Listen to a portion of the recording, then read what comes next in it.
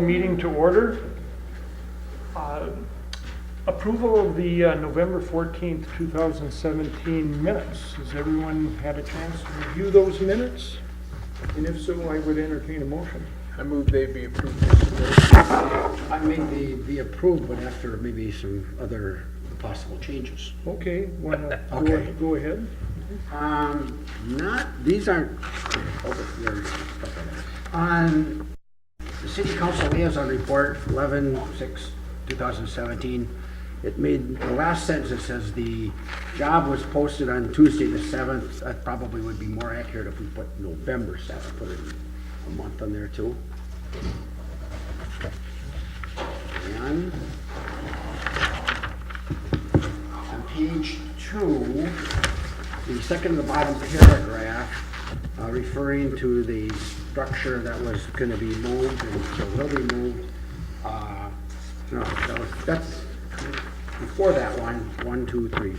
Fourth paragraph from the top, talking about the CUP. This is essentially the same application as submitted in September. I didn't think it was all that same. I'd rather change that word to similar. Fourth paragraph, second sentence down, 60% of the way from left to right.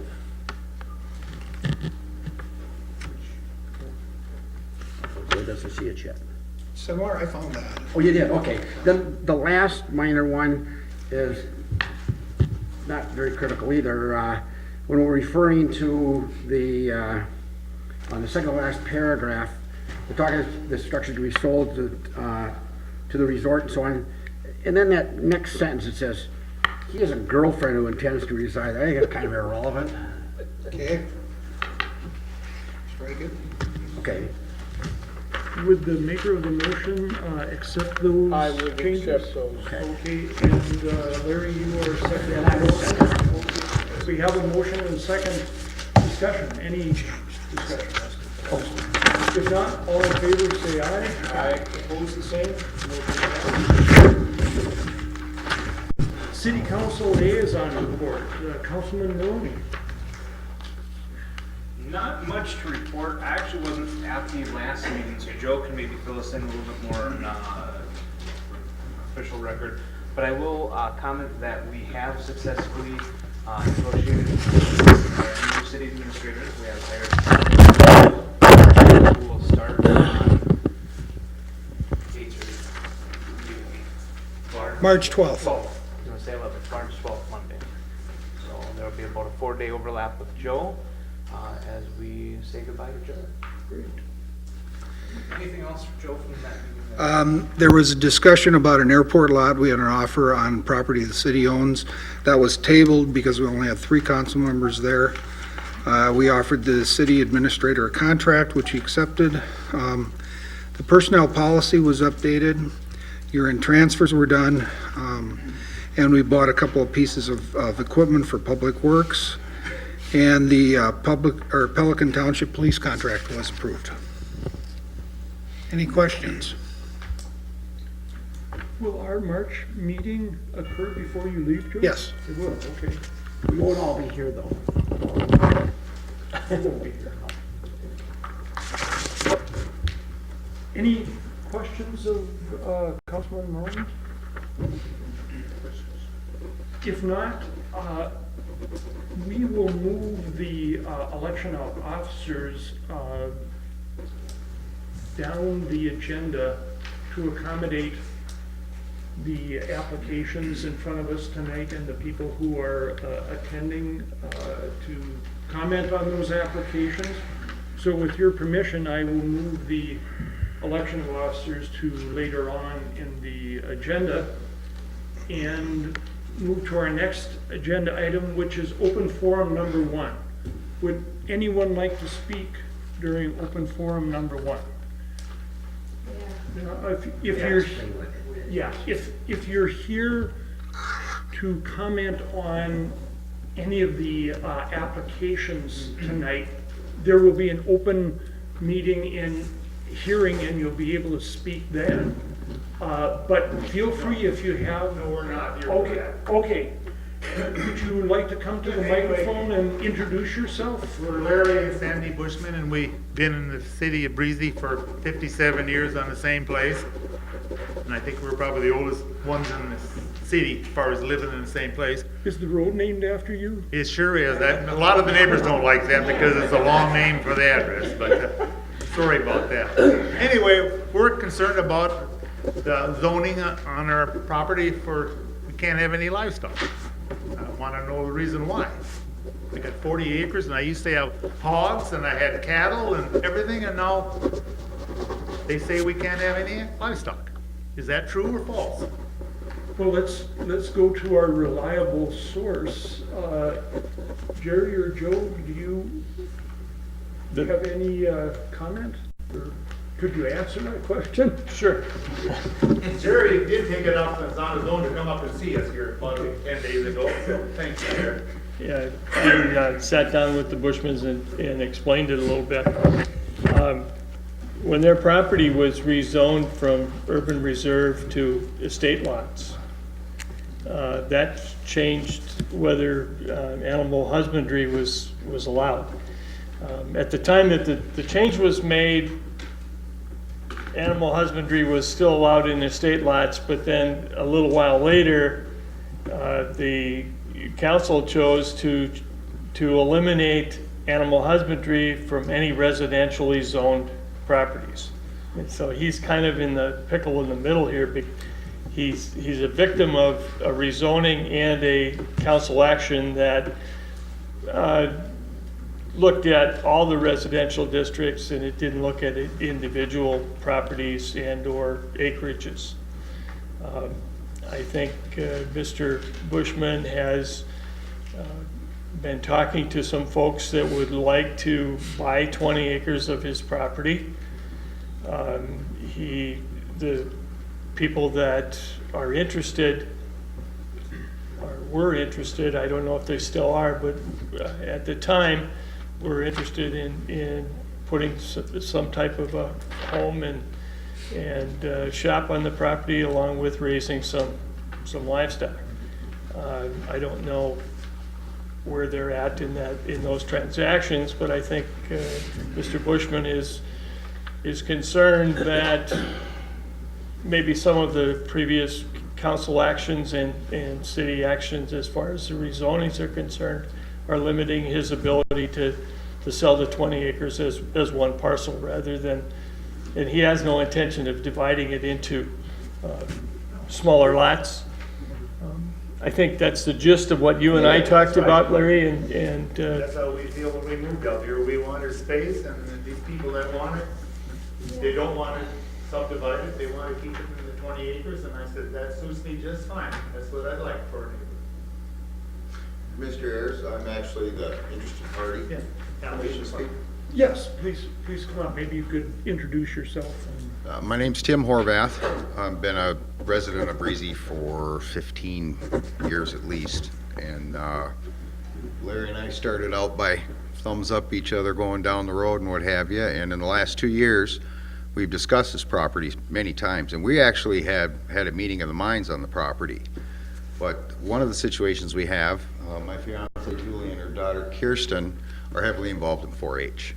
And so we do want a parcel that we can do the animals. We're not looking at 16 critters out there or anything like that. We're talking probably 4 to 6 animals. Julie is quite experienced in animal husbandry, has been doing it for the last 20 years. And the parcel is just perfect for us.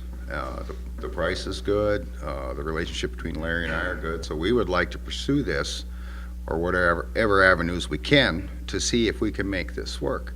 The one thing I would like to say especially is it's a very prominent corner in Breezy Point, and I think actually the whole farm look is quite attractive. When I give directions to my house off of that long Bushman Road name, say turn at the hobby farm, oh yeah, that red barn, and everybody knows the area. And there are more than enough residential lots.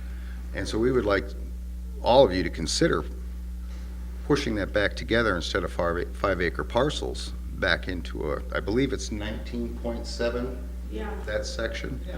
and consider some more options for that land. Also, the other thing that we've got in the works, and we've been collecting all the items necessary to do, is Julie's an organic gardener. We would like to do some gardening there and do that sort of thing on the property. So I'm not looking to have 6 head of cattle or hogs or anything like that, and we would entertain some limitations.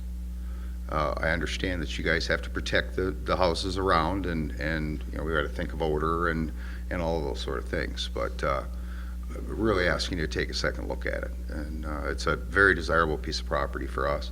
I'm also self-employed, so I would have the space needed, you know, to do the things that I do. And I guess the one other thing I could say is you should drive by my property and see the condition of my property, and you'd know what our property would look like. So I appreciate your time. Thank you. Any comments anyone would like to make? I'll say God bless you for bringing up the point, because that's kind of where I thought we were How long a ago year or so ago. did they take it out of where we couldn't have animals? 5 years ago? 10 years ago? I mean, we weren't even notified. We didn't even know it. You're probably 2 or 3. Yeah. Within the last 5 years? Oh, yeah, it was within 2 years, the last 2 years, actually, is when the council action took the animal husbandry away from any residentially zoned district. Is there a required process to change someone's zoning, especially with the longevity that Larry's had, notifications of property owner and adjacent property owners? Is there a format that should have been followed throughout that process? Because that's about how long Larry and I have been arm wrestling over this land, and I finally won. So That's because I'm getting weak. I think the processes that were in place were followed. The fact that the rezoning from urban reserve to estate lots was done as a massive citywide rezoning project, and there were notices in the paper that were about hearings and those type of things. And I understand that you probably wouldn't pay any attention if you didn't get this notice specifically for that. I think the thing that happened more than anything else at the time that the rezoning was done was there wasn't any change in the animal husbandry rules. The animal husbandry rules was changed after that. I think the physical change in zoning was done in 2013, and I think it was 2 years later that the animal husbandry rules got changed or eliminated. That was done by a council action. And that was done after the Planning Commission went through an extensive study of animal husbandry and made some recommendations to the council as far as how to handle that. The council looked at those recommendations and actually changed the recommendation and initiated something that in essence took away animal husbandry from any residentially zoned piece of property. I think in your situation, I think there's a couple of things that could possibly happen. One would be a petition by Larry to rezone his property back to urban reserve. I think that might be the fastest one that would happen, and that would give you some limited ability for animal husbandry. The other thing that I think, and I know is going to be happening over a period of time, is that there is going to be another discussion about animal husbandry and where those things should be located, or actually how big a property should allow animal husbandry. I think the biggest issue was smaller parcels that probably they didn't have the capability to support the animal husbandry section. But for your specific case, I think a petition to rezone that 40 acres to urban reserve might be something that the Planning Commission would look at. Does that have to go go to planning commission first and then city council? It would have to go to the planning commission. The planning commission would hold a hearing Got it. to consider it, and then they would make a recommendation to the city council, and the city council would have to act on the recommendation. And how far down the road are you talking then on that, Jerry? Months? We're probably talking a couple months.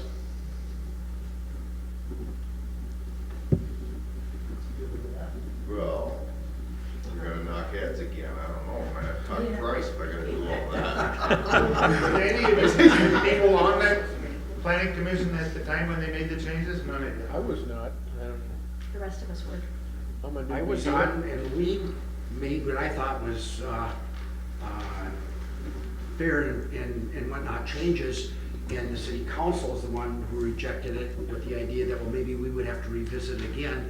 By having to do a rezoning deal, it's kind of like the federal government, let's just kick the can down the road again. It doesn't solve the problem unless we go to what we discussed, whatever it was, a year ago, that got rejected. You're looking for, yeah, I follow you, and I'm trying to recognize that there is going to be that discussion, but I'm trying to figure out how to deal with Mr. Bushman and his potential sale. I think I think the easiest for Mr. Bushman, not citywide, but the easiest for Mr. Bushman would be to petition for a rezoning to urban reserve. I agree. Would that create a spot zone? Not when you're looking at a 40-acre parcel, I don't think. It's a big spot. Would you rezone the whole parcel, not just the 20 acres? That would I think make more so. sense, yeah. Rezone it before the split? Pardon? Rezone before the split? Yep. Yeah, I understand the city's concerns about animals and potential complaints and issues. Having said that, why do we live up here? You know, before I moved up here 20-some years ago, yeah, I wasn't gonna be having a horse in the backyard where I lived, and for good reason, but we all live up here for certain reasons, some for the lakes, some for the air, some for the fresh water, whatever. But I believe in this community that there's more than enough space available. I'm over in the White Birch 16 area, and oh my gosh, there's land over there. Of course, it's all been broken up into small parcels. It's almost a shame. My fear is that in the next 15 years, we're gonna lose what drew people up here 15 years ago, 20 years ago, 30 years ago. And I'd hate to see it look like Maple Grove or Plymouth, personally, and I mean no offense by that, but, That's what it's coming to.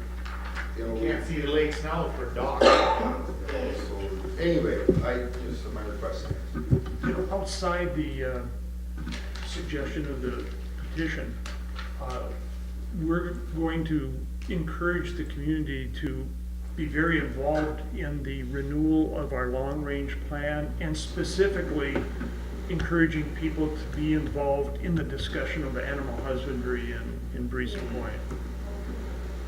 That's a long-term process. There's a great value to the 4-H program. I've been involved in it now for about 2.5 years.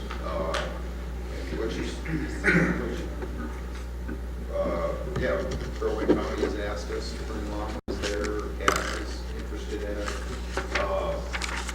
But what you see happening with children in these situations and the diversion of the animals in those activities is quite important. Citizens, even if you got all the water. Well, thank you folks very much for your willingness to share this. No, if with we're us. gonna start this process, then we gotta go to the city council, then, or what? I think if you would like to start the process to petition for the rezoning, just come on in and see me, and I'll start the Okay. process with you, and I'll help you through. Because like you said, we got issues with Mom, I gotta take care of her first. I totally appreciate that, and we should be able to help you through it. With Larry's permission, would I be able to do some of the legwork for him? Sure. Okay. Thank you again. I appreciate your time, thank you. Thank you, guys. I got one question. That, I don't know if you live in that house right on the corner, but that corner house used to have the best sweet corn in the whole county. That was us. And if Best you would, sweet corn if in you the would start growing that again, you'd probably curry favor with me. You're talking bribery now. You bet. It's enough now for half, I used to have a corn on that, Oh, give you- all the neighbors on Northwoods and down Well, we Delaware. used to get more sweet corn all the time. Oh, Oh, yeah. Well, next year, you're going and raising some, you come over and I'll give you half a dozen. Thank you again. Sorry about this, I thought I turned it on. Now we can go home and watch the Olympics. You don't want to stay for the rest of the exciting evening? Thank you again. Would anyone else like to speak during open forum number 1? If not, we'll close open forum number 1 and move to our next agenda item, which is a public hearing on a conditional use application, Jeff Smith. We will open that public hearing and ask Jeff if he would like to make an applicant presentation. Sure. It'll be a short presentation. Thanks again for taking us in there first. Sure. Appreciate that.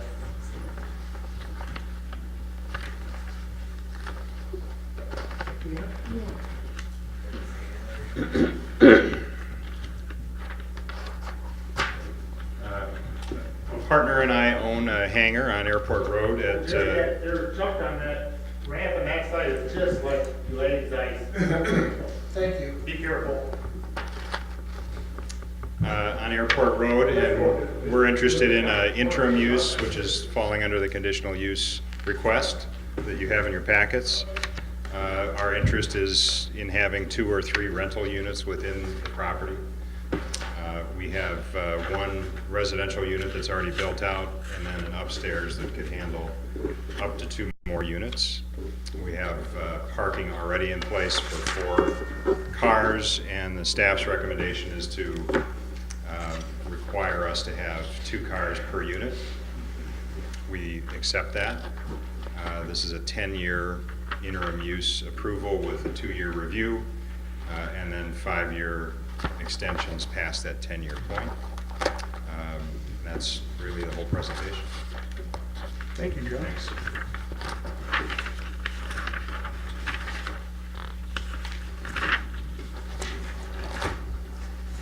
Staff review, Jerry? This, I'm going to use CUP and IUP, probably intermix them, but they're really one and the same. The reason the CUP comes into play is because the airport hangar was originally done as a conditional use permit back in 2007. The airport hangar that we're talking about specifically in this case was built later than the 2007, but it was built under the CUP from 2007. There were not any conditions that were attached, but the property is zoned commercial. That has remained, and under the commercial zone, the rental over 4 times a year, more than 4 times a year, is allowed under an interim use permit. We've reviewed the proposal. The applicant has provided us with the application, paid their appropriate fee. We've notified all the property owners within 350 feet of all sides, and tonight is a public hearing on the proposal. The staff has reviewed it in proportion to the original CUP and also in relationship to the criteria that is called for CUPs in the zoning ordinance. Staff is recommending that the conditional use permit be approved, or the interim use be approved for the conditional use with following conditions: structures compliant with all applicable building codes, building permits for any improvements to be obtained, 2 parking stalls per unit, limited to 3 residential units as a max. Trash receptacles must be screened and enclosed. Rental units shall not be habitable until a certificate of occupancy is issued. The vacation rental units shall comply with section 153.100, which is the vacation rental section of the zoning ordinance. Rental units shall be managed by a locally based entity, and we're making that recommendation because we feel that if it's managed by somebody that's close by, and if there should happen to be some issues, that they can respond in a reasonable amount of time and take care of the issues before they escalate. The interim use permit issued for 10 years with a review after 2 years of compliance, and subsequently 5 years after that. That is the staff recommendation. Thank you, Jerry. Any questions of Jeff or Jerry at this point? I have a couple of questions. We didn't see a site plan per se, but where exactly are you going to put the other parking? I was just curious about that. You've got the space for 4. Where is the rest of it going to go? We would have to come up with 2 more spaces, and we wouldn't do that unless we got the permit for the 3rd unit. And it would have to go on one of the 2 sides of the building. So. And that would be all right as far as setbacks and everything go? Okay. And do you have to, I mean, obviously, your other 2 units are going to go upstairs. Do you have to do anything to change the building to do that externally? We would have to create access, so we'd have to have a exterior access that would allow private access to the upstairs. Okay. And we'd have to make sure that the setbacks are appropriate and that the landings meet code, et cetera. So that would go through the normal building permit and design process. Okay. You haven't done all those designs yet? You're waiting No. until? Okay. And then, when you talk about a local-based entity, are you talking about yourself? You're going to be doing the renting, or are you going to be hiring someone to do it? We would hire somebody locally.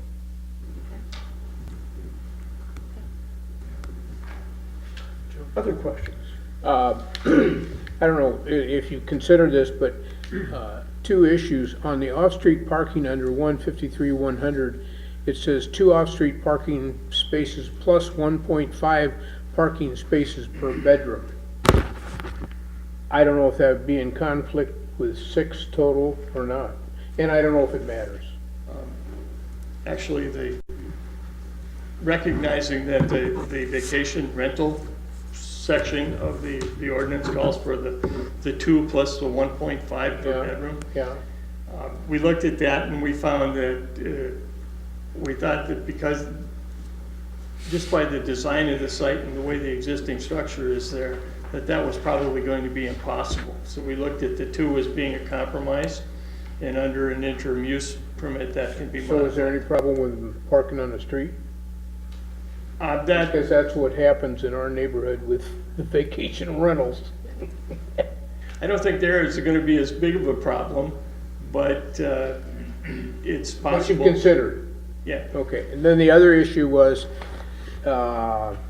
in what you recommended, that the rental units shall be managed by a locally based entity, and 153-100 says the rental agent shall be only the fee owner of the property and shall not be rented by an outside agent.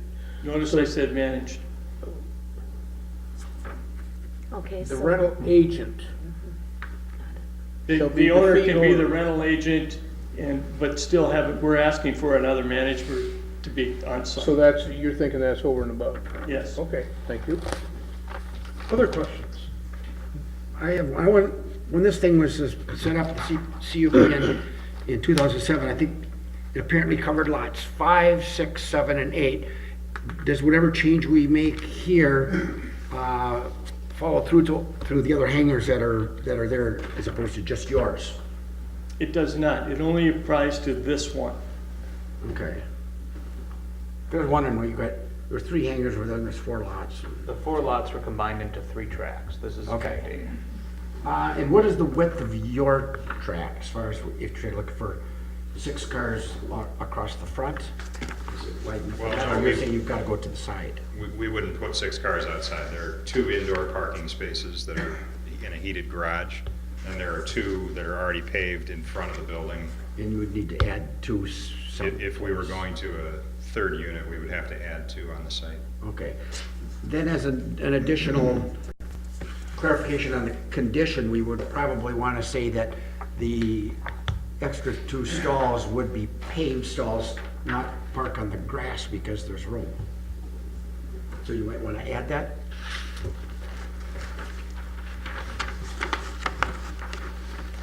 And just so we understand also, the CUP would go with the owners, but should he sell, 6 years down the road, the IUP would not? Is that correct? The IUP does not go to the next owner. It would have to, the next owner would have to apply for the IUP under.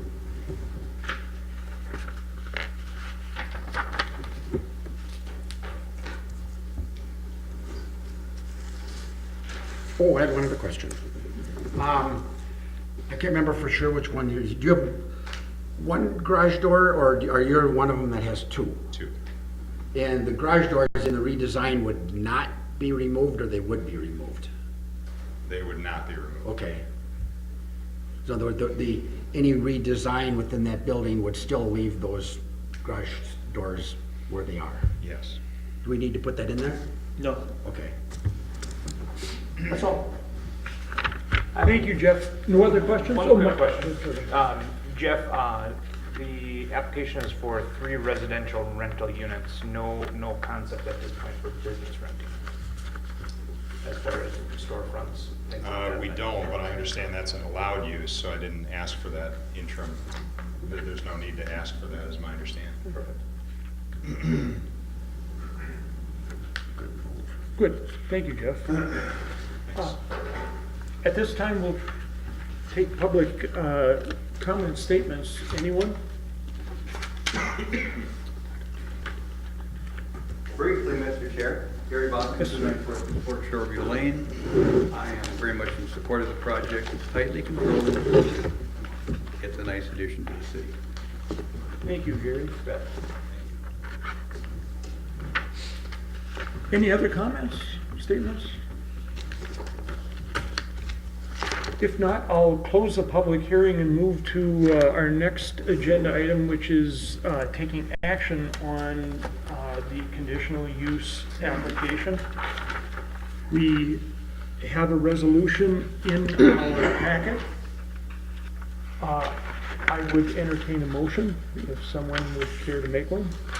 I'd move that we accept this resolution as written with the 2 additions that we've already mentioned. Do we have a second? I'll second. We have a motion and a second. Discussion. Any discussion? Just a point of clarification, the parking spaces must be paved, what was the other one? What was the other one you brought up, Larry? Do I bring up 2? Okay. I knew it paved one.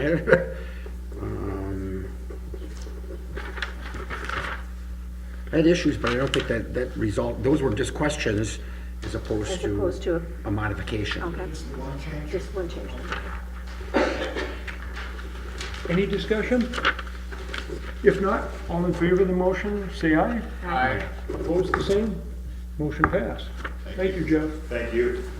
Back on the road. Thank you.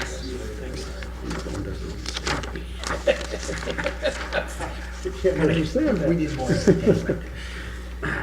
The next item on our agenda is a variance application. Alan Javinsky, am I pronouncing that correctly? That's correct. Okay, Alan Javinsky.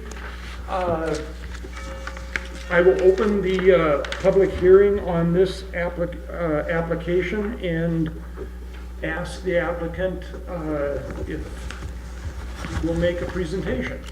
Yes, I will make a presentation.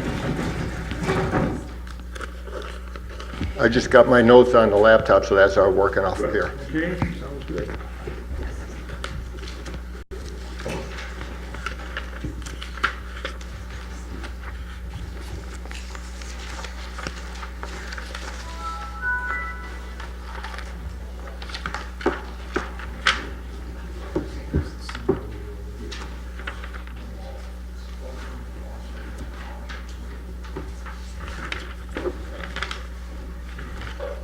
I'd like to introduce myself. I'm Alan Javinsky. I live at 170-29170 on Shoreview Lane over on Musso Bay. I've been a seasonal resident here at Breezy Point when I purchased my cabin up on Circle Drive in 1975. And then shortly after I purchased that cabin, I became a member of the Breezy Point Property Owners Association, and then was a board member of that association for 35 years. And during the last 15 years, I was the president. In 2009, I built my retirement home over at 29711 Shoreview Lane and moved into it. But in 1980, I purchased a tennis court property on a hill next to my cabin that was my seasonal residence up there. It was run down at the time. People were parking their RVs and their boats in there. They were traveling through it with their vehicles, going from one side of Circle Drive to the other by short-circuiting through it. Excuse me, short-circuiting through it, and it just rutted the area out and made it in terrible condition. So I purchased that property from Joe Knobloch of Hopkins House Properties, and I went in there and fixed up the area. I put a new surface on the tennis court, which we used for many years until it started deteriorating. I also brought in topsoil to fill in the ruts and improve that lawn over there, so that way it was made more accessible and more usable. And then the Property Owners Association used that site for our annual picnics, and we had other activities over there. We would have fundraisers, with bake sales, we'd have sporting events up there. And then you might remember 5-6 years ago, we had the Breezy Point Princess Pageant held up there, and it drew about 125 people in there. But then shortly after that, there just was a new era developing. And people just were not interested in volunteering and helping with the responsibilities of running the association, taking care of our civic or our community activities, working on the picnics and such. Our officers started resigning. They said that they served for 5-10 years, and that was a long time, and I had been serving for over 30 years, and I myself felt the same way too. So we couldn't get anybody to continue volunteering and helping with the association, and I'm sure you see that elsewhere, and not only in this community but throughout the state. You're going to see that happening, that people are no longer nostalgic about having old-fashioned picnics and doing things that are community oriented. So the members got together and they voted to dissolve the association, and that was the end of the association. Last fall, you remember that windstorm that came through the area up there. It just devastated the area. I lost 16 trees on my property, both at the cabin and in the tennis court area. 2 trees hit my roof on my cabin.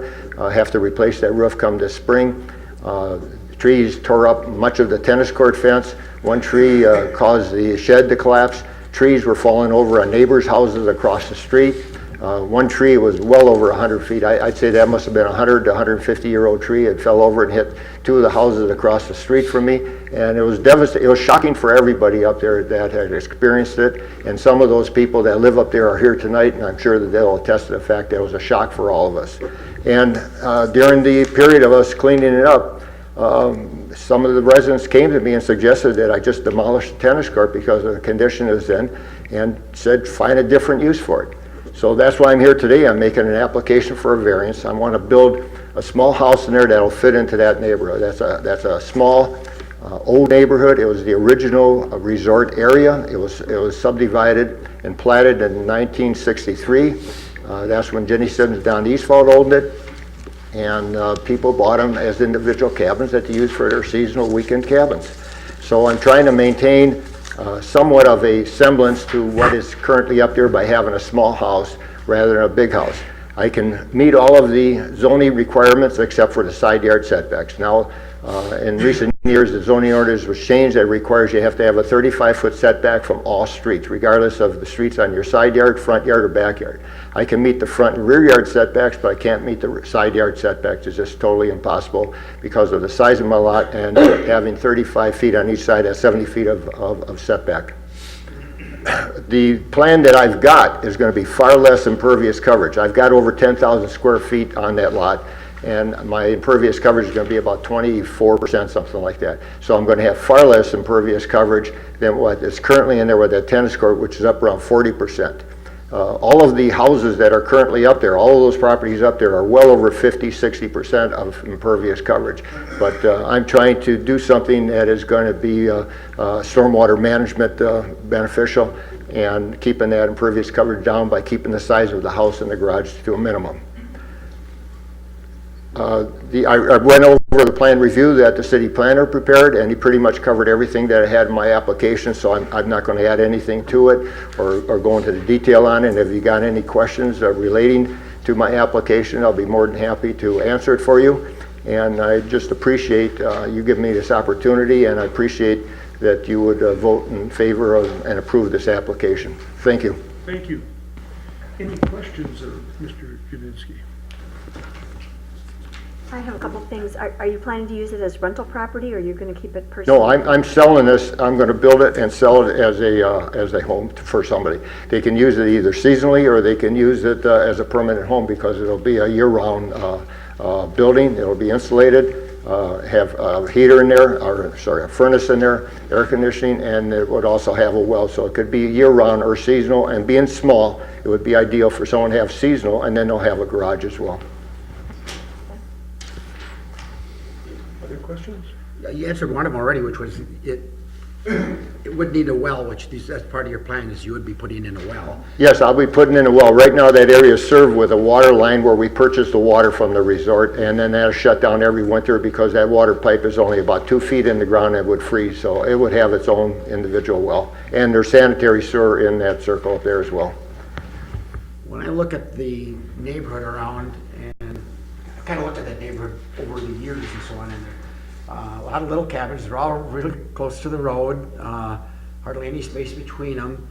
The only issue I think I have on this thing is, and it doesn't say in your plans, but the height of the building, and what Jerry has put together, I think it says it could be 35 feet tall, and that with a pitch of the roof, and you measure from like halfway up, you basically can have a 40-foot tall structure in there, which would really kind of look out of place. That might have been a typo, I believe, on Jerry's part, but I believe when you're within the wetlands district, it has to be a maximum of 25 feet to the midpoint of the gable, and that's what my intent is, to be within, not right up to 25 feet, but I'll meet that wetland ordinance. Am I correct on that, Jerry?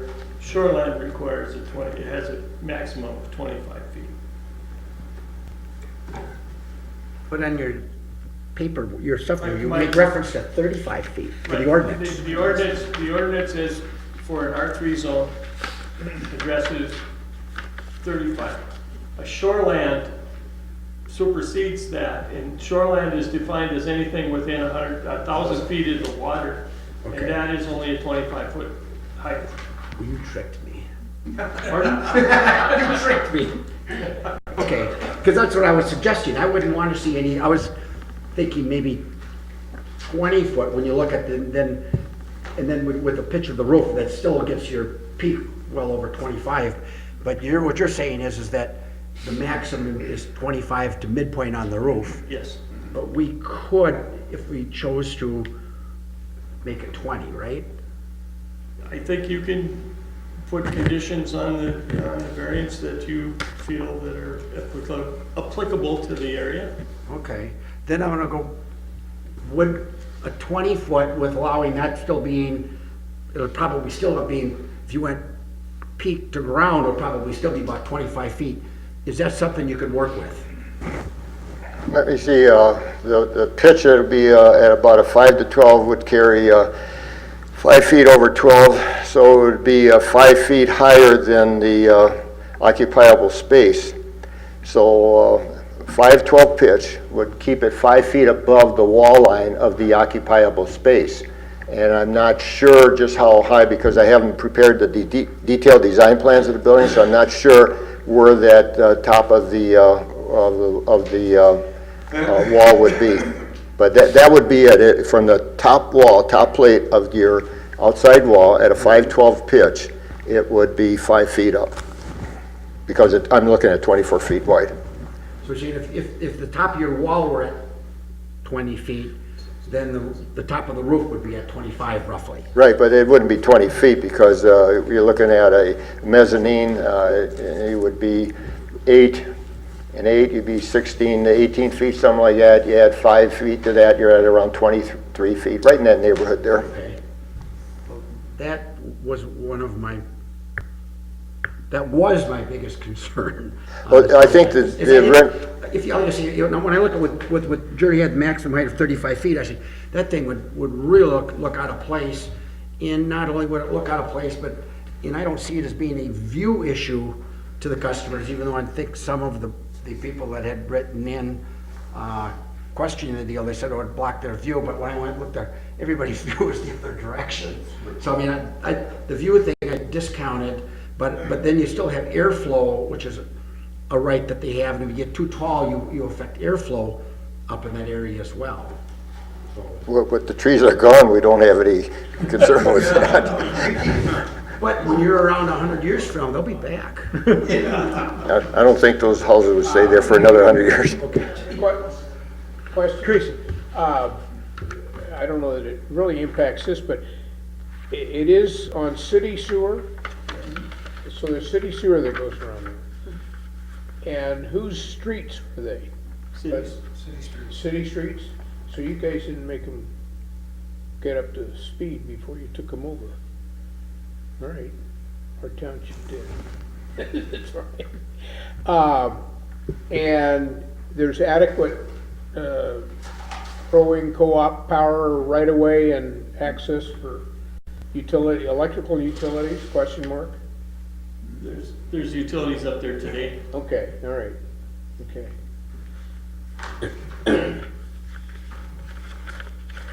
Staff review here, which you've probably done already. Well, I think we've gone through it. Actually, there's two corrections in the memo. The first correction is the applicant's request. It's for a 24 by 32 home with an attached deck and a 20 by 24. It says 32 in that memo, but it's 20 by 24 detached garage.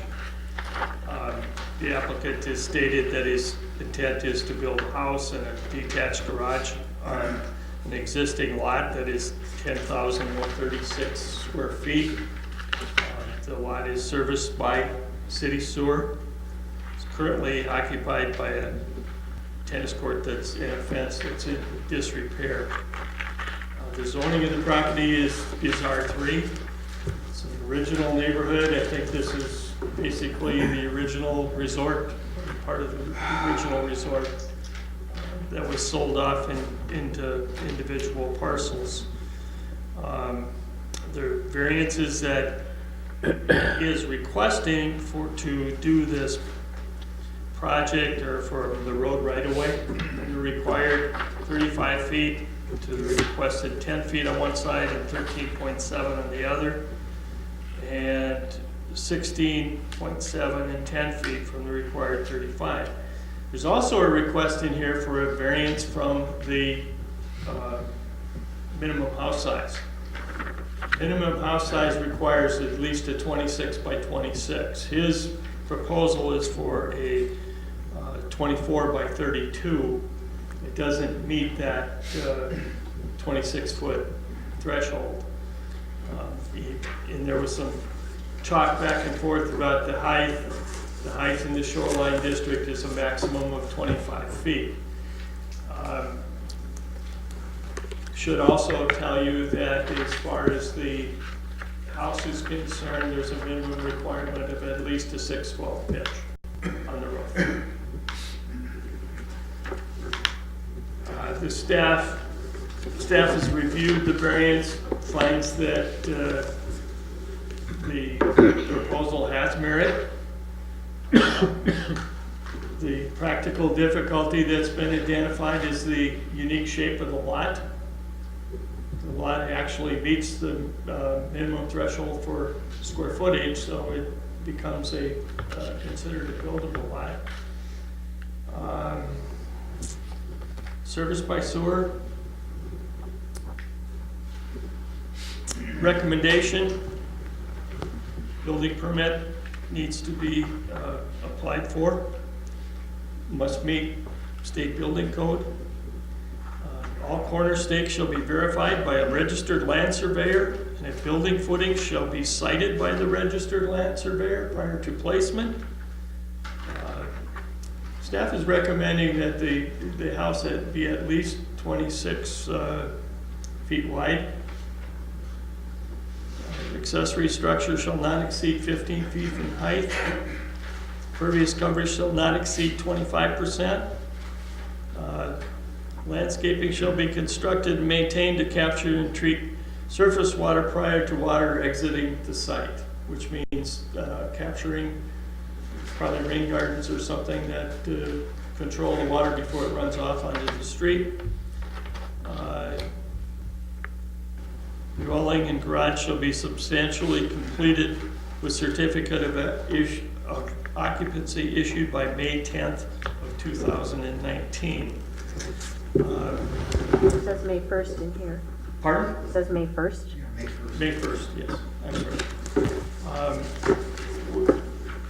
For your information, we've received, and I think you all have copies of we've had some written comments. We received written comments from Lisa Locken, Patricia Holcomb, Jeff Johnson on behalf of White Birch, Jan and Bud Smith, and Richard Reese. And we've all had a chance to look at those. Do you have anything else, Jerry? No.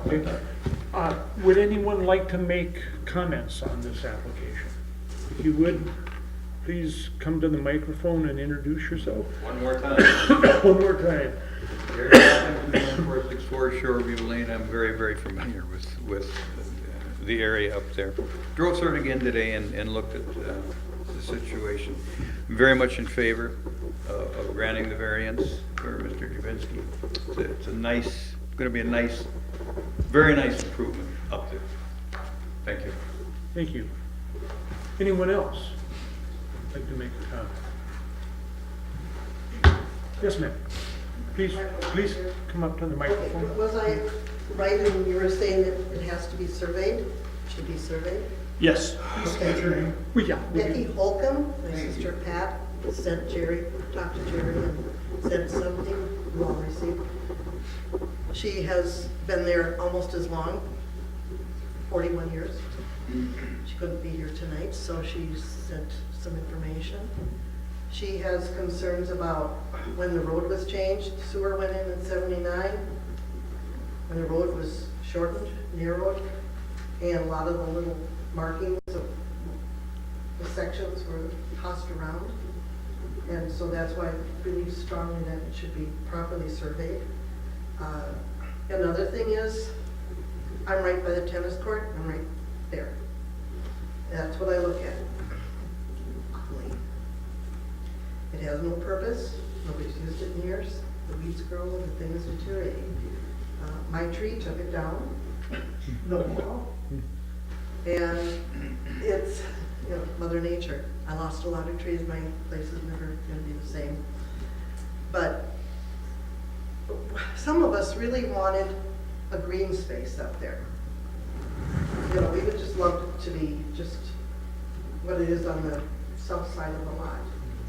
Just a nice green space. We're not sure that we really want another housing thing that, and my cabin's almost 100 years old. You know, we take pride in what we've got, and we kind of like to keep it that way. Hearing that the roof would be lower, that I like. We want it, and I think the drawing is good. The house is cute. It's not like one of the other ones that burned down and replaced it, and it doesn't fit in at all. So some of us would like a green space, some of us would like an improvement up there, but I don't know. Can you read some of the things that some of the people wrote, or is that just because they were all given copies? Is there anything pertinent on that you have questions about? Or? Yeah, that's a good question. Does anyone have a question? I have a few questions, and they were brought up by the various letter writers.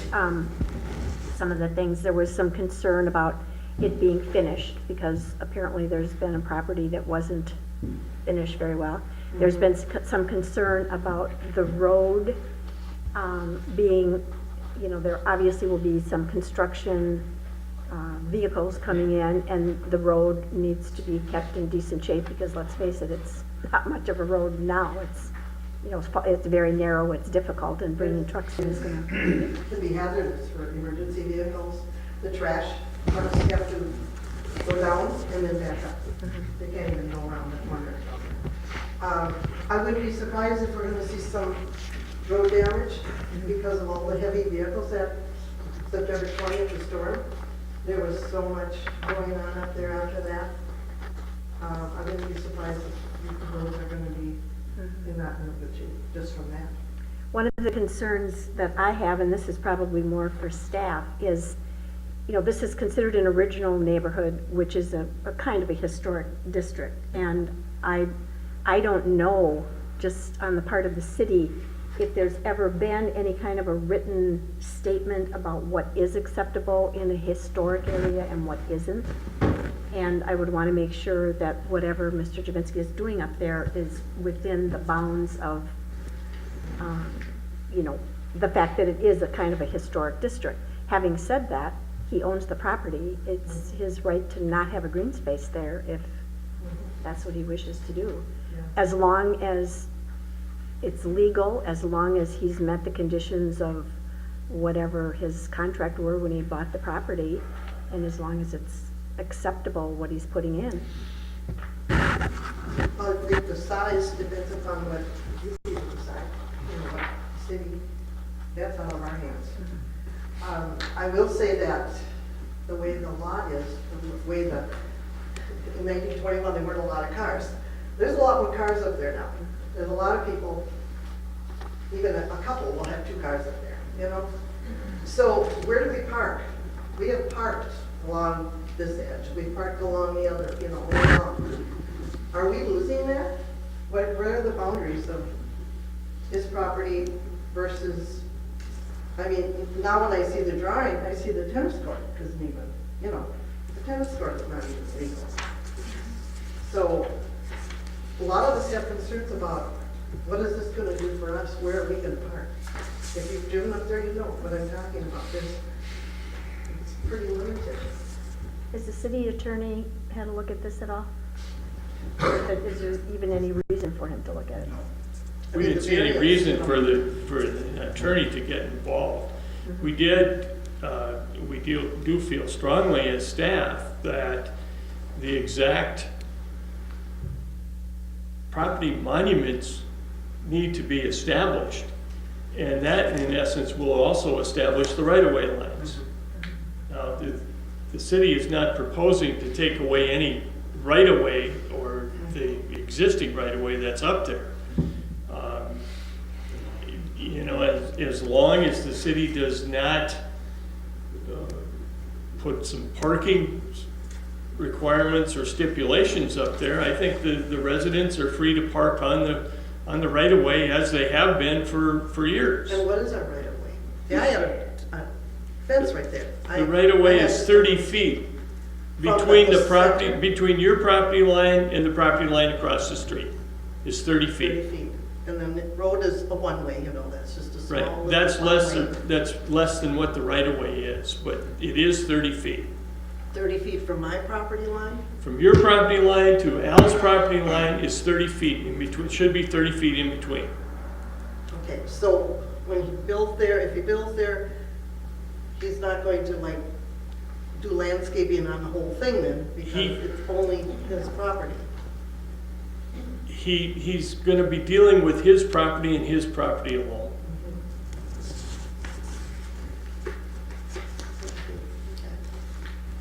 You're saying Thank you. it will be surveyed, that's, it is going to be surveyed? My recommendation to the planning commission is if they do the variance for this proposal, that a survey needs to be done, the markers need to be in place, and also the surveyor needs to site the house so that it's in conformance with the variance requirements. Can I ask a question? Would you introduce yourself, please? I'm Beverly Peterson from my first sister. We have a place up there too. Okay, so you just said there's 30 feet from property across, from one property to the other on each side of the road. Does that mean like the center of the road is probably 15 feet? And 15 feet towards one and 15 towards the other? And since the road isn't where it probably is supposed to be, everything might shift a little bit here? The right-of-way will not shift. Where the road is, where the physical tar is located on the right-of-way, maybe to one side or the other, but it should be within that 30-foot right-of-way. Because the road is maybe 9, 10 feet at the most. So, okay, so it's evened out. That's a good question. Yeah, I got that one. But that's way off. Is there any restrictions on the density of this area as far as how many people and how many houses can be up there? Not that many. All right, great. I think really they answered most of that stuff. We were concerned about, a little about the density. He answered that about the well and the height. Okay, so if this is surveyed and like that, the end of we know the tennis court's probably already in the road, so are some of the houses. So would all that, will they ever shift that road to correspond with what the survey is going to show? They could. Okay. I think that's up to the city council on whether they want to do a street improvement in that area. Okay. Street improvements can happen via the city council initiating and/or the residents in the area can petition the city council to do an improvement. I do know that typically when there's an improvement like that that's done, they do an assessment that goes with it for the cost of the improvement. Now, he's got a double-car garage there, so is he guaranteed a driveway from that double-car garage out to the road, to the main part of the road? Yes. Because people right now are parking along there. So there is a right-of-way that he would get with along with. He has the right to have a driveway. Okay. And he has the right to restrict parking on the driveway. Yeah. But on either side of the driveway, it's still open for parking. Yeah. And the truth of the matter is, up in that neighborhood, there's not a single residence that I've noticed that is in conformance with any of our zoning No. regulations, not a one. I know, but these were built in 1921. Oh, I understand When there that. was one step up from a horse and buggy, so. Okay, thanks. Other comments?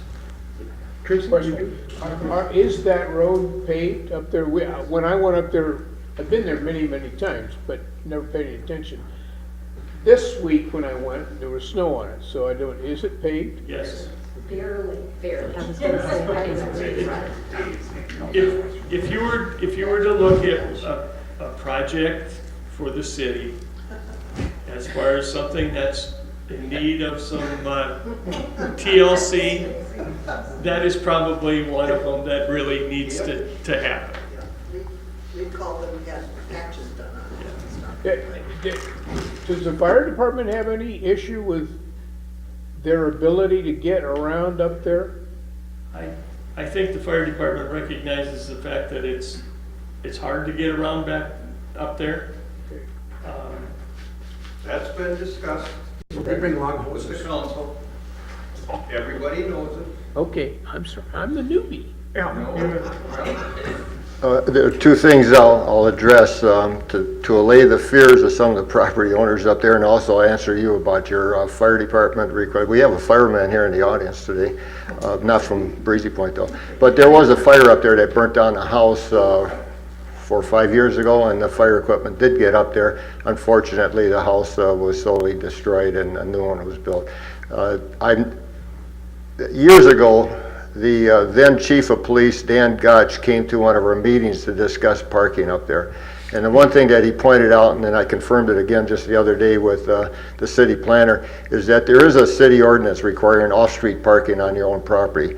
And in your case, Becky, the previous owner, Ed Kalau, that you bought the property from, he knew that he had to have off-street parking, so that's why he created all that parking space down below you, with the access off of Breezy Point Boulevard. So there was a lot of room that he had down there for his overflow parking.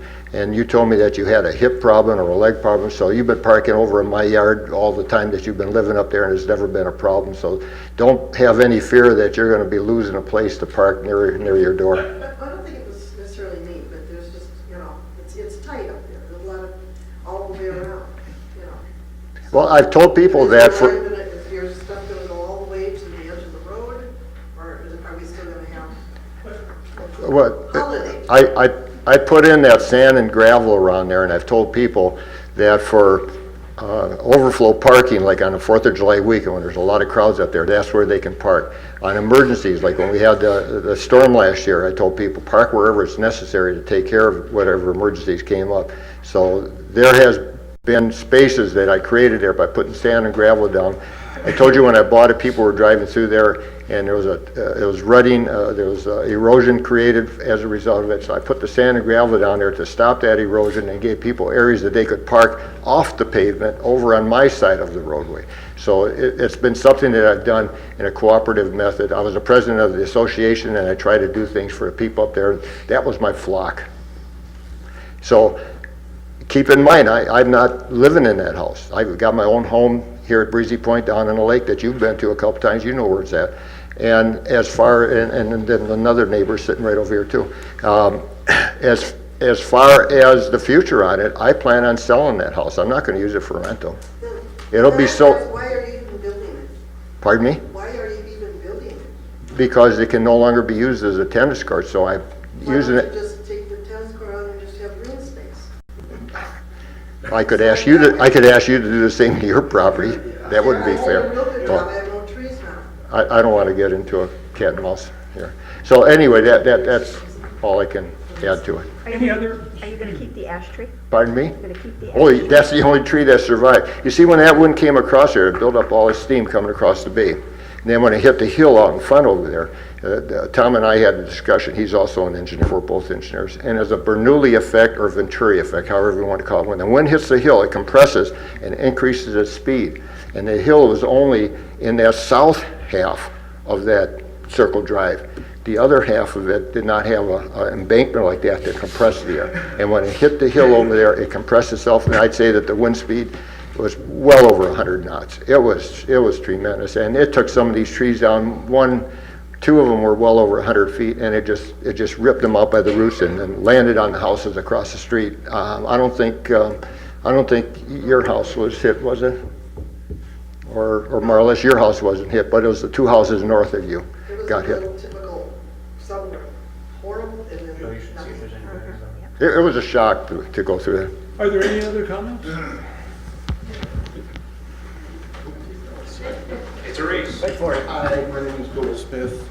My wife couldn't be here, but we own Upton at the end of the point, and we own the land where Thomas used to be. And seems like there's very mixed feelings about the cottages on the hill up here. It's been referred to as a blighted area by some people, but everyone who owns a building up here is very proud of the history, this being the original part of this resort, the whole Breezy Point. And what this variance is going to allow is a structure that never existed in the first place or was any part of that historical place. And by setting a precedent of being able to build just because it fits variances and zoning stuff, I think the historical aspects really have to be paid attention to. And Peggy, I know you mentioned something about that. The other thing that I would add to what's going on is that finding out that he's just going to flip this is really, really disappointing. It just feels like a cash grab at the end. And I know that it'll create more taxable income for the city, which you need to run things and stuff, but by setting a precedent of building something that was never part of this original, these unique cottages, where does that?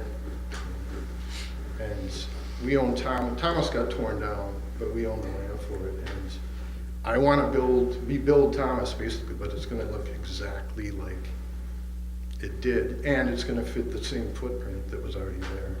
So that's all I'd like to add to it. And I'm a fireman, so I have concerns about fire trucks too up there, but that's a whole other, whatever. Thank you.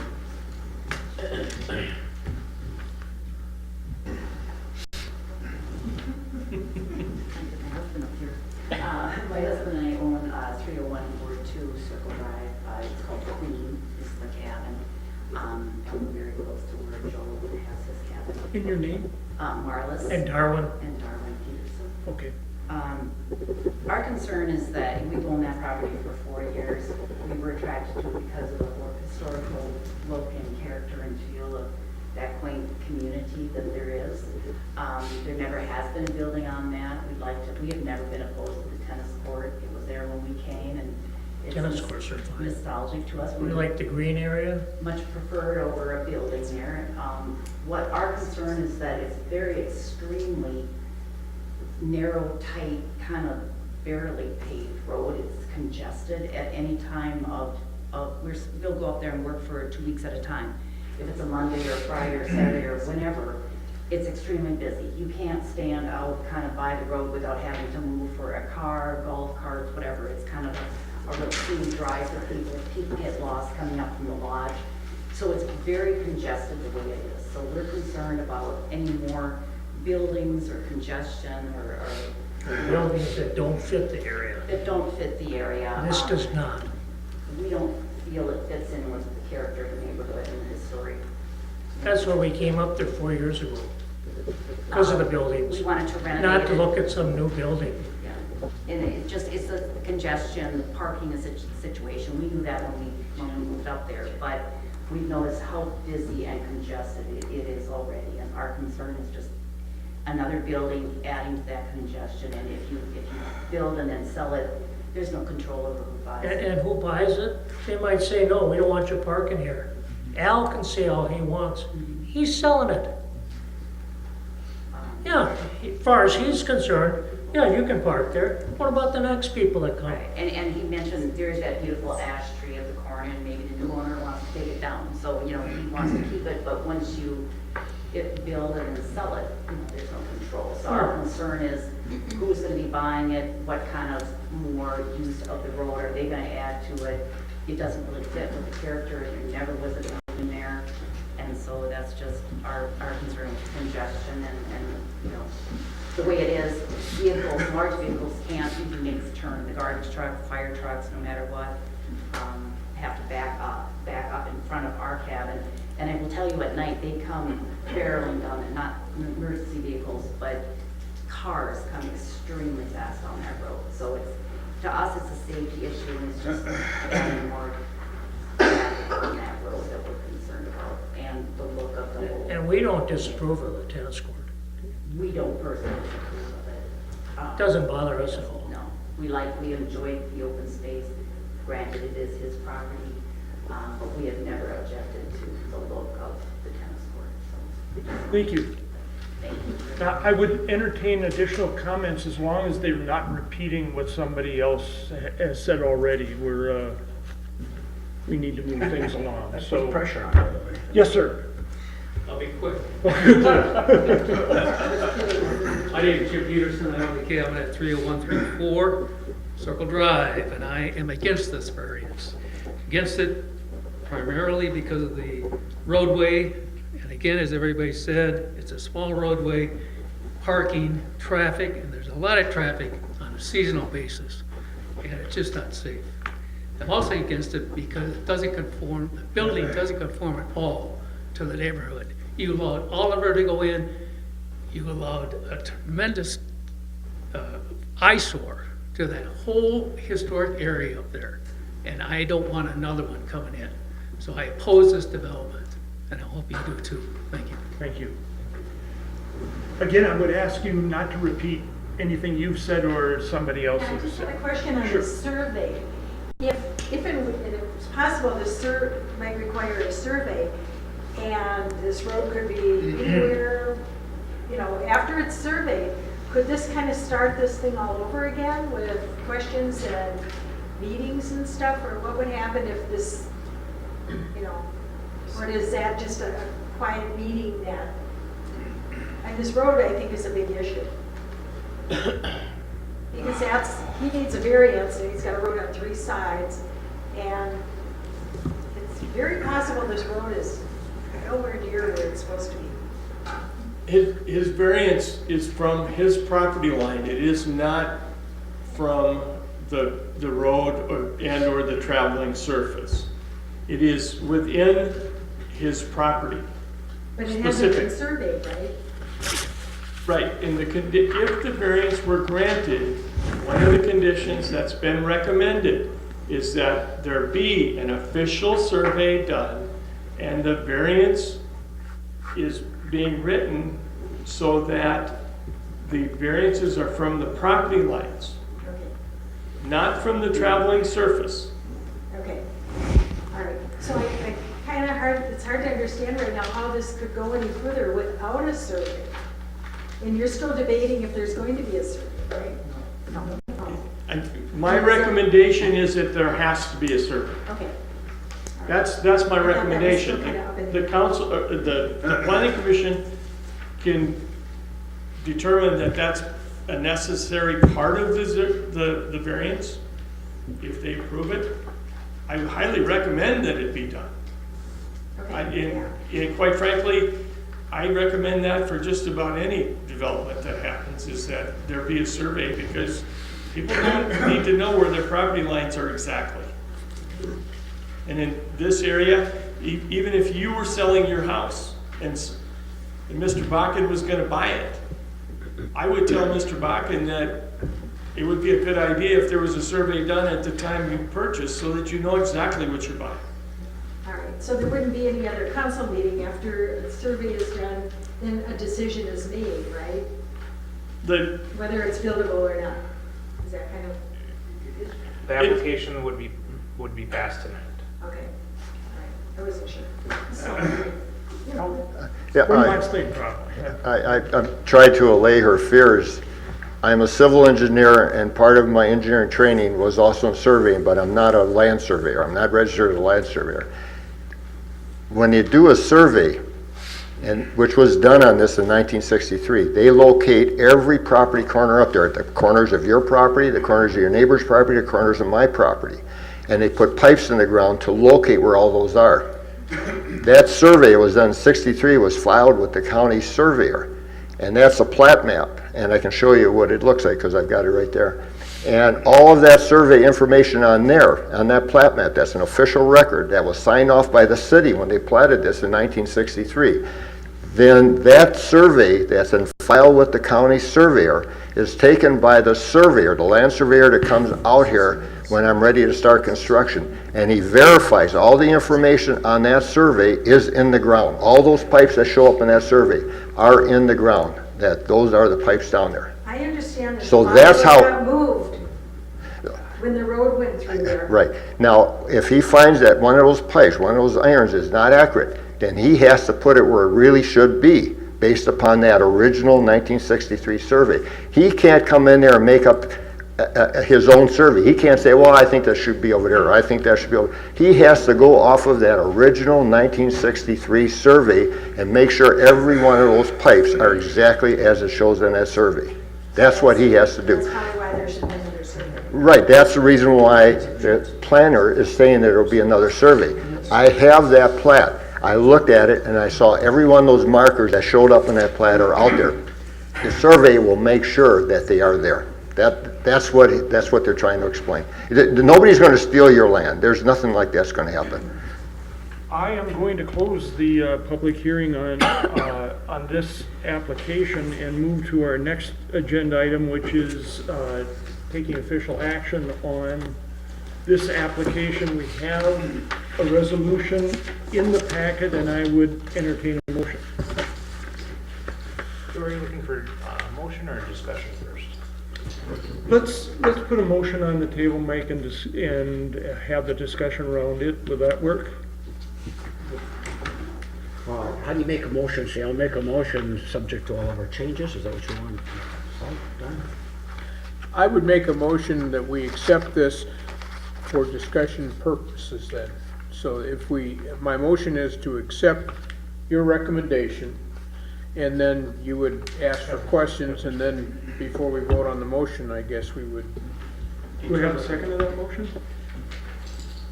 I'll second it, just keep things going. Have a motion and a second. Discussion. Here we go. Okay. I first have a question because I'm a little unclear after we read through it. Under the section that says now therefore be it resolved, part number 3, dwelling size, you mentioned 24 by 32 and further down you mentioned 26 by 26. Which is it? I'm recommending that it be at least 26 feet wide, Okay. 26 feet long. Other discussion.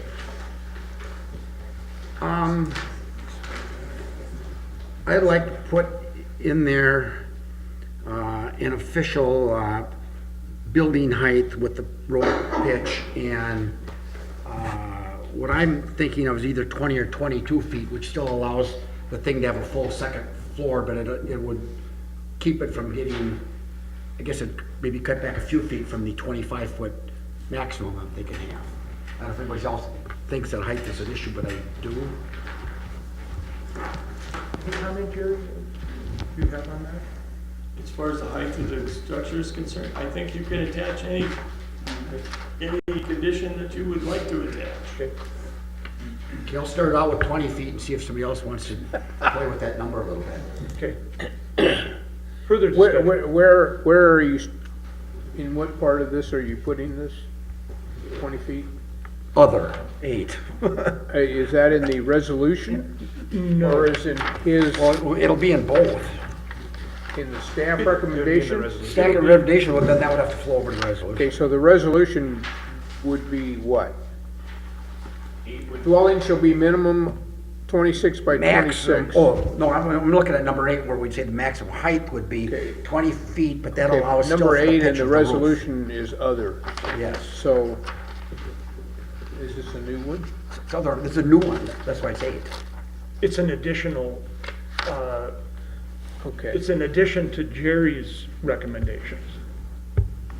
Building height shall be limited to 20 feet? 20 feet, but that still allows for with the road pitch. So it ain't, technically, it ends up being, what, about 24, or whatever the number works out to be when you look at halfway up that's halfway up the pitch of the roof. I can't do that in my head. It would be in that neighborhood. It's midpoint to gable. Midpoint of the gable. Right. So the top of the roof would then 20 be higher. feet. I do have a few comments. Are you okay with that? Actually, his motion isn't the acceptance of the resolution, it's a motion. Motion Okay. is to discuss, Okay. basically, accept the resolution Okay. pending discussion. Before we leave that one, do we want to discuss that number? You said building height 20 feet, midpoint to gable. Well, that's just in the definition how you, That how you you, just put we don't have to building put height that at in. 20 feet. Yeah, we don't have to put that in That's because already that's what defined. the rules Alright. say. Right. Mr. Donovan, are you done? Yes. Okay. Yeah. I just have some comments that, from listening to the audience tonight, the applicant, staff. Change is never easy, nobody wants change, especially if it affects them in one way or the other. I heard a lot of comments about the roadway being tight. The roadway is not changing, the roadway is continuing the same existence as it is today.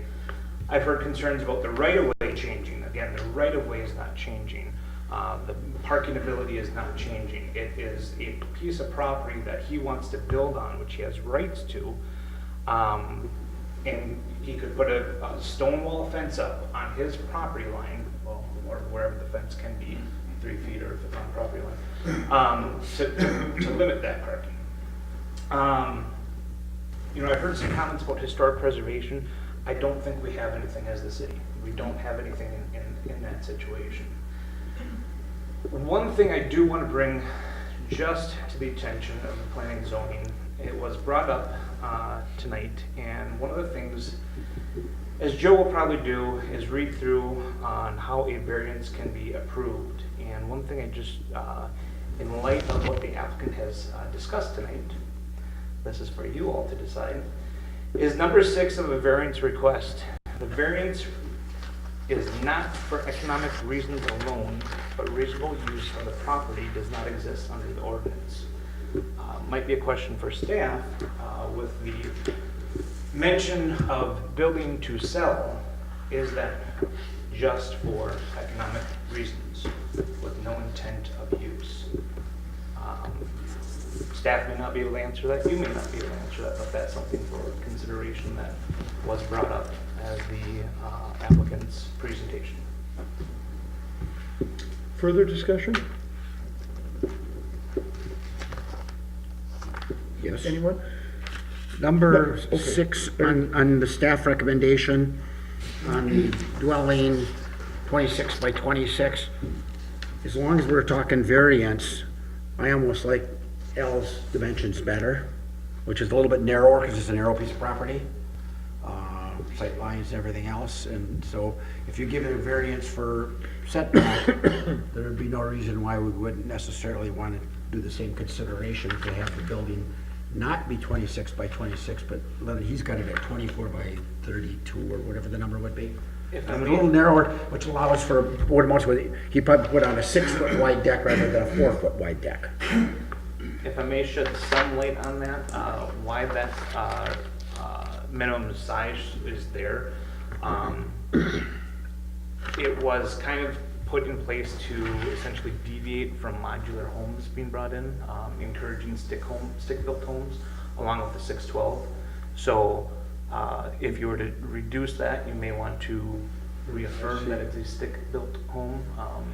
There's another number, under number 8, an additional thing that it can't be a mobile or a prefab home brought in. Good idea. And I don't think that was the plan, but it's probably good to put it on there just to be safe that you guys have something. The reason I'm using the 26 by 26 in my recommendation is because when you look at practical difficulty, the practical difficulty here is fitting the house on the lot. There isn't a practical difficulty to meet the 26 by 26 requirement because he can't. As he's showing it on his site plan, he can meet the 26 feet width. He just has a little bit lesser deck on that one side. Mm-hmm. That's the only reason I'm using the 26 is because I didn't feel there was a practical difficulty there to meet, as far as meeting the ordinance was concerned.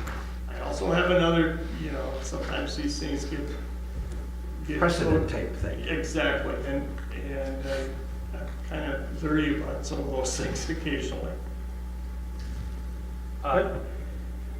In regards to that comment real quick, we've allowed 10 feet on each side setback, correct? As part of the recommendation? Wasn't that the 10 and a recommendation? little bit more on the other. 10 and 16, 10 on the one side, yes.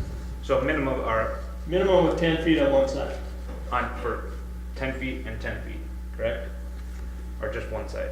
One side is 10, the other side is greater. Okay. If Then you look at the site plan, you can see that. I did see the site plan. I thought the language was a little different.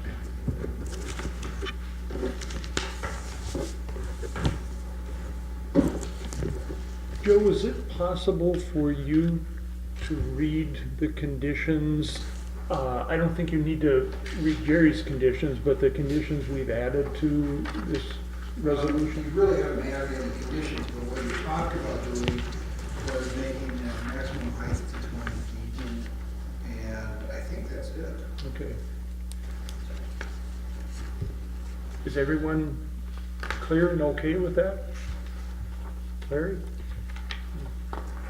I'm still not overly convinced that the 26 by 26 needs to be adhered to. And if you others think the 26 by 26 is, I'm not gonna say that, well, I'm not gonna vote for it because it's that. I'm just saying that I almost think with that long skinny lot, the piece of property fits better.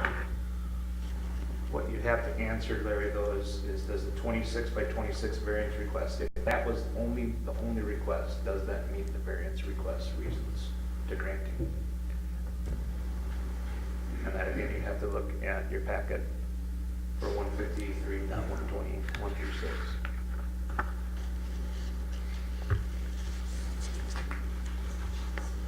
Well, you've got the uniqueness of the shape of the land, so I mean, I guess if you were gonna hold to that, then you would want to still stick with the 4-foot deck and make the whole thing narrower. That would have been another way, but I wasn't, I was thinking that the deck, it doesn't hurt sight lines or anything else as far as travel, and so I wasn't concerned with a 6-foot versus a 4-foot deck. The bottom line is, a 6-foot deck, you can't do anything but walk on anyway, and you could still do that with a 4-foot deck. You can't really, you're not gonna sit at a table in a 6-footer unless you're using the rail for your feet. I agree with you, it's just a matter of can you apply that to the Yeah. variance reasons. What is the wording of that reasoning that I'm screwing up again?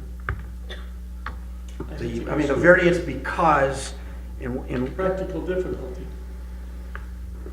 There is no practical. Yeah, we've been looser in practical difficulties than this, I think, so I'm not concerned with the pushing the practical difficulties when you've got, basically the whole thing is a variance project.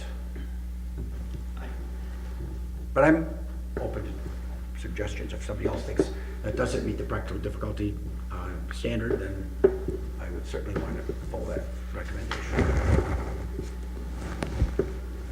Any reaction to Larry?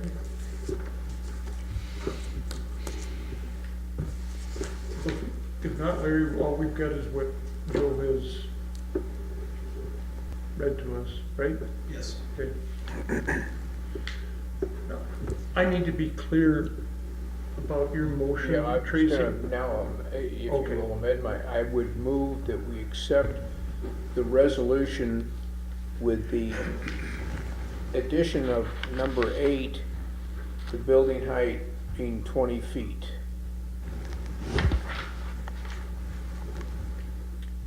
And Larry, yours was the second to that motion, correct? Yes. Okay, so we have a motion and a second that has been fully discussed. All in favor of that motion, say aye. Aye. Aye. Opposed, the same? Nay.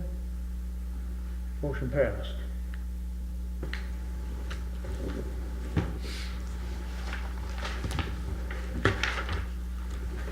Okay, Thank you, Commissioner.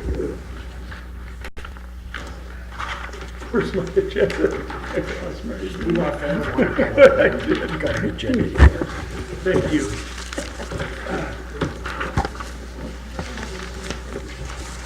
Should we go to planning commission comments on vacation cash circle?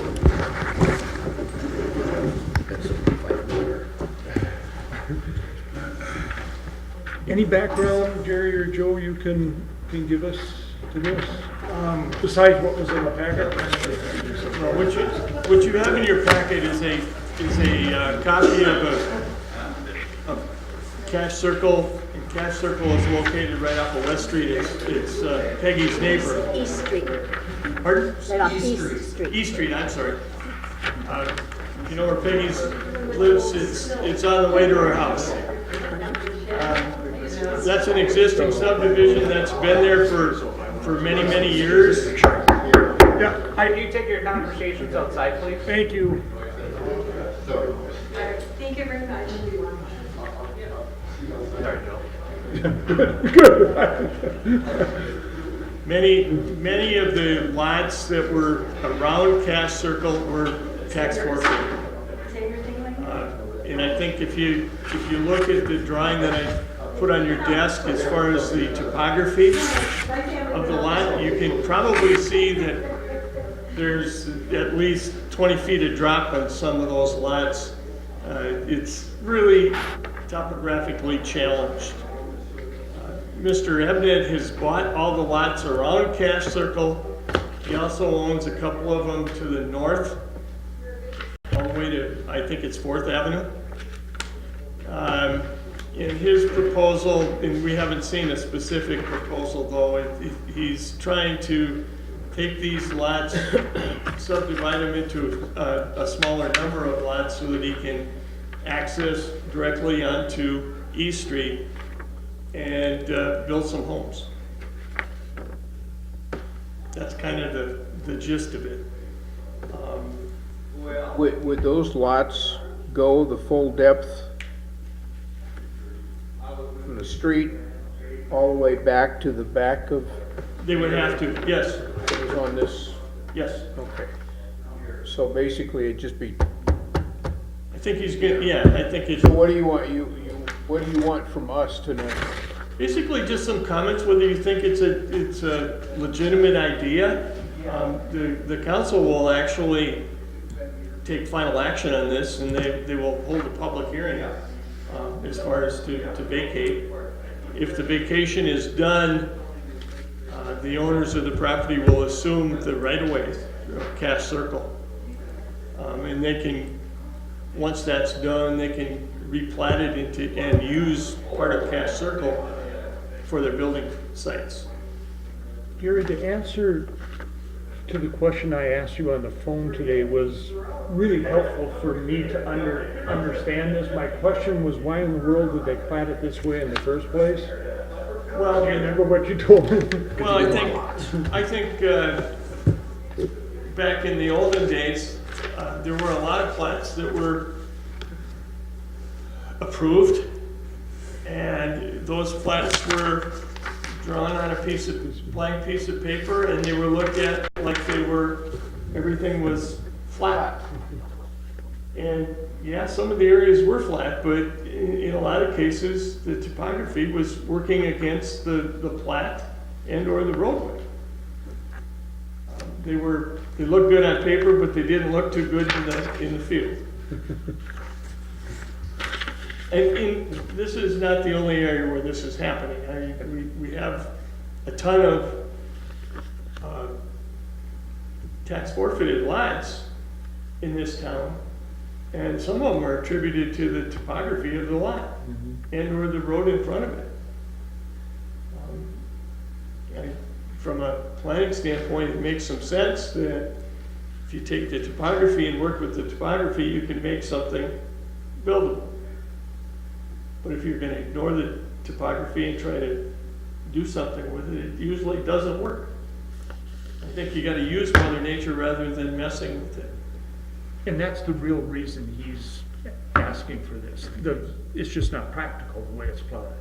I think at one time he had one of those lots, and then the rest became tax forfeited, and he's solely assumed it. Part of what's gone on there too, and we only hear this from the people who have been here a lot longer than us, is when Delwood Acres first came into being, they had a lot of those small lots because as part of it, they were in an association that could then get access to Lake Ozzie. And so a lot of those lots were just bought up by people who wanted access to the lake, and they could get their little slip there and whatever. As time has gone on and those lots have become tax forfeited, most of them, many of them are, I mean, you couldn't build on it if you wanted to. I don't know if any of you went over there, but you could put a ski jump in that hole. I mean, it's crazy. I don't know how there could have possibly been the idea of having a road go in there anyway. I mean, you'd fall off the backside of the road. Having said that, I would like to know, I applaud his idea of combining lots so they're actually buildable, but I kind of would like to see something more exact than a vague proposal that maybe he'll combine some lots. I mean, once you vacate that street, you've given it up, right? Yeah. So I think probably it's the good thing to do. I just think I'd like to know a little more about what he's going to do. Well, we can pass that message along. I'm not optimistic that we're going to get more at this point, because I think he's looking at it from the chicken and egg standpoint. He doesn't want to spend a lot of money to do design before he finds out whether he can do this or not. And I hope he's not gonna come in and ask for an annexation or a detachment Detachment. afterwards, a detachment, yeah. I recognize the history. Oh, yeah. And like I said, I'm not optimistic that we're gonna get a lot of information out of them at this point, but we certainly can try. Should I ask the members, would everybody be reluctant to recommend this vacation to the city council without more information? I would most definitely be reluctant, Yeah, yes, without more information. Well, okay, this is an initial reaction. Okay. This isn't going to the city council until their April meeting. Okay. So you have one more meeting where we can hopefully get some more information. Okay, which you'll request. Yes. Okay. What's the downside of vacating that property? You lose the right of way, but it's not built now. There's no road there, there's no access to speak of. There might be a cartway or something in there. Not even that, I can't believe it. Yeah, I don't think there is. But I mean, you know, the council has to determine that it's in the best interest of the city to vacate that property. And, you know, given the fact that it doesn't serve anybody and it becomes a liability if they have to build it, and the lots don't really support development, I think it's in the best interest of the city. But, you know, that's the council's decision. That's just how I look at it. One of the things I'd be concerned about too, and it doesn't show on this one, but I believe there's a corresponding Circle Street in back of that. There's a longer cul-de-sac that comes back. Exactly, Where it yes. shows on the Oh, black on and that white. one, yeah. And, you know, so I don't know if, That one doesn't have the topographical it doesn't, no. issues. It does not. It's a lot lower. It comes in from a lower elevation. But I'd sure want to know, I mean, if he's going to try and make these bigger lots and do some building on there, they'd have to they'd have to bring in fill, I would think, I can't even see putting a walkout anywhere there in that Well, particular area. I don't think you're going to see any building behind actual Cash Circle. Probably not. I don't think you're gonna see anything back. I think you're gonna see everything closer to East Street because that's where the access has to come from. Peggy, there are probably gonna be people who want animals. Very likely. Don't make them 20-acre lots, please. Tell them small lots. All right, so would you like to table this till the next meeting? Or do you have a recommendation? Are they actually looking for a recommendation? Well, they would like to have planning commission input. Oh. It's not required. I would think that, at least from my standpoint, I would not object to us vacating that, but I'd like to see at least a sketch of what he has in mind for the lots that would access off of E. I mean, it looks like he really only has 1, 2, 3, maybe 4 that would make sense to access off of E, and then all the ones in the back would be. They're just gonna be accessories. That's just gonna be extra Yeah, land yeah. for the view.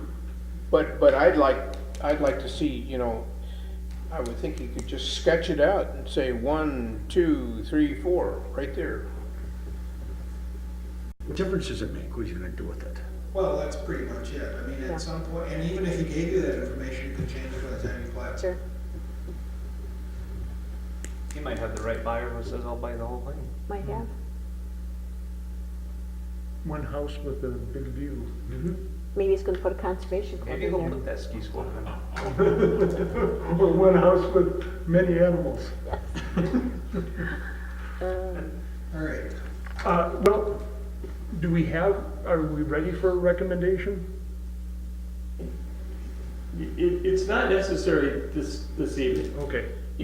Can't you give him a sense of the Well, discussion? I will tell him that the planning commission cordially invites him to submit a sketch plat of what He has in mind. he has in mind. Yep. Good enough. Thank you. Comprehensive plan review. At the last meeting, we actually asked for some information on the comprehensive plan. We had worked with Ashley Kaiser, and this was her we say, of how we're gonna proceed. And so I just wanted to make that available.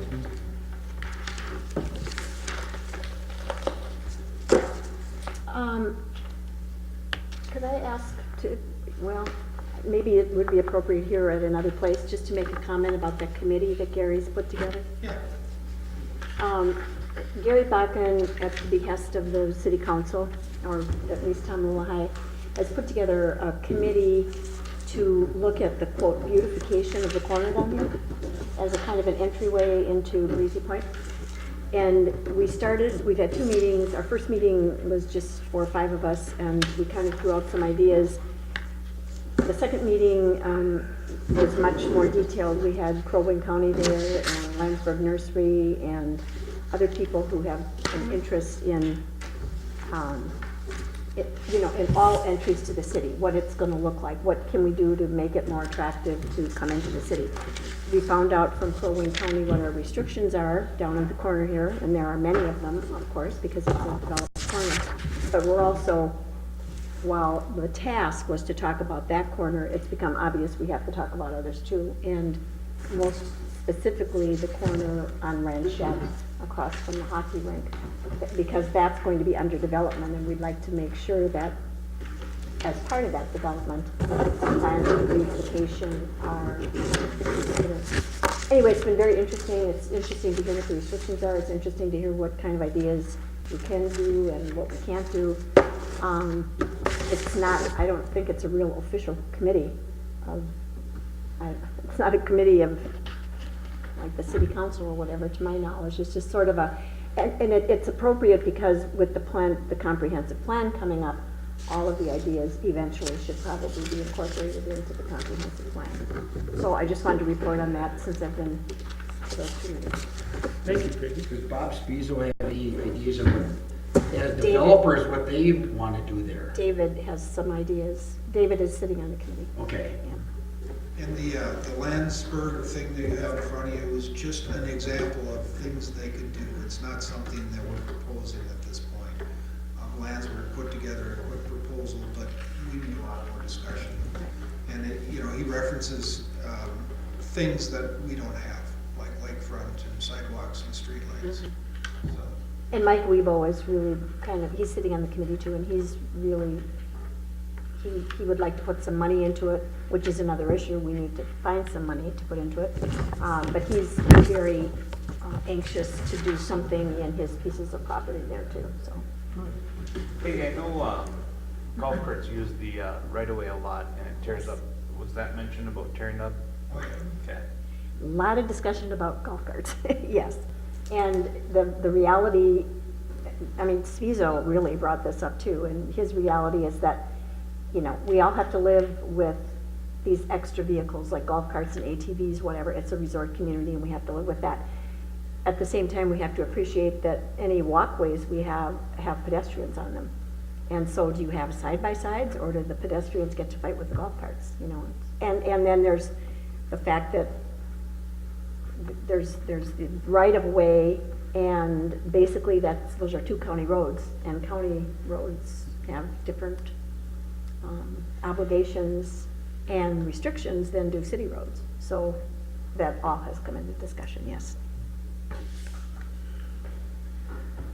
It's getting late, but Is it go back to the election of the officers? Well, before we do that, is there any new news about the White Birch development? I don't know if any other plan, a couple of people have asked me if those plans, like for the clinic, will There's need to nothing come. per se about the clinic.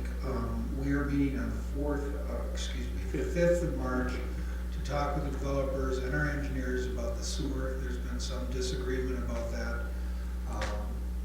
The conditional use permit you folks adopted requires the sewer to go to the southeast property of the corner. They wanted to stop at 400 feet short of that, as it was shown in the drawings, and we said no. And so we're kind of going back and forth.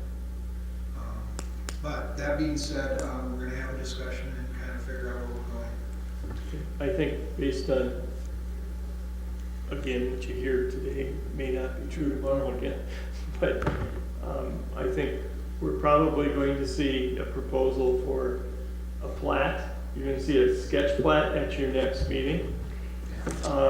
That plat will show a lot for the clinic. It'll probably show a lot for the convenience store. I don't know that the convenience store is on the front burner anymore. I think it's on the back burner. And I think that the clinic has jumped over it's jumped to the front of the line.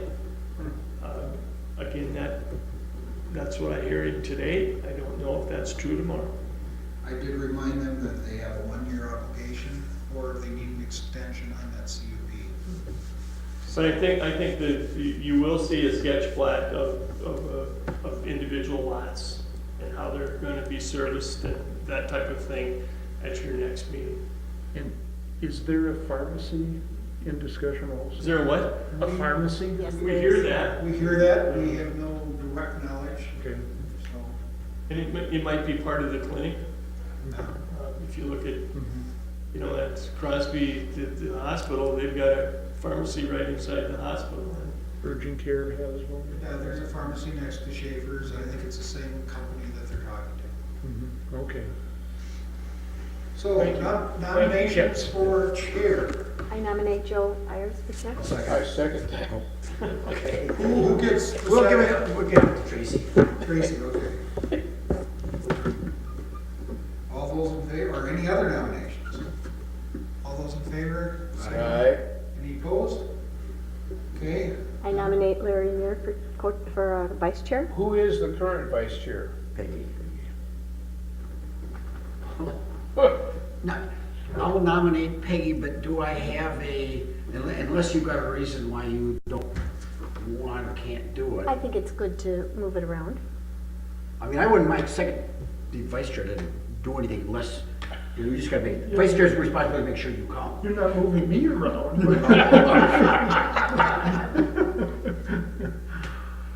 so do we have a second for Larry? Dice for lack of a second. None.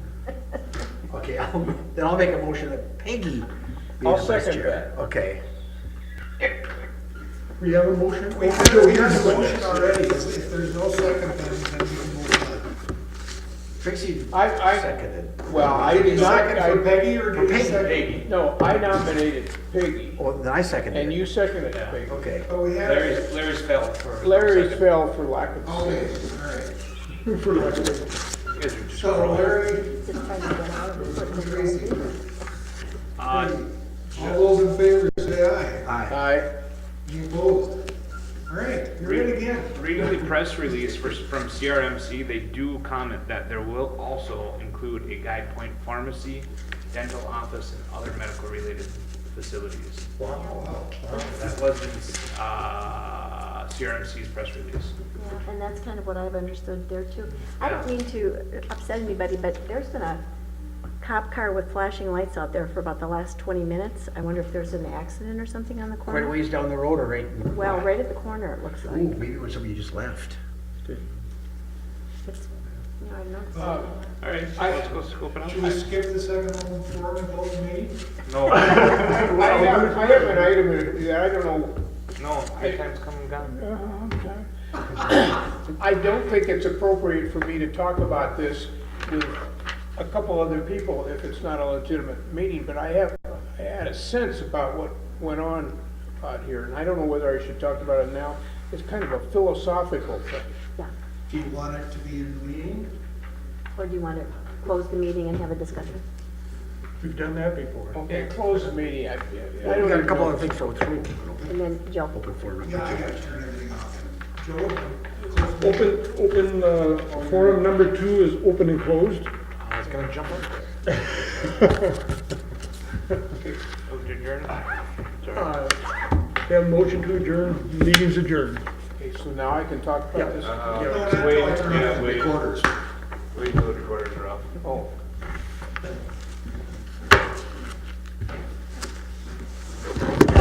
Thank you. Michael, I appreciate that comment you made. Just hang up, Amy. Okay. I make lots of comments, so no problem.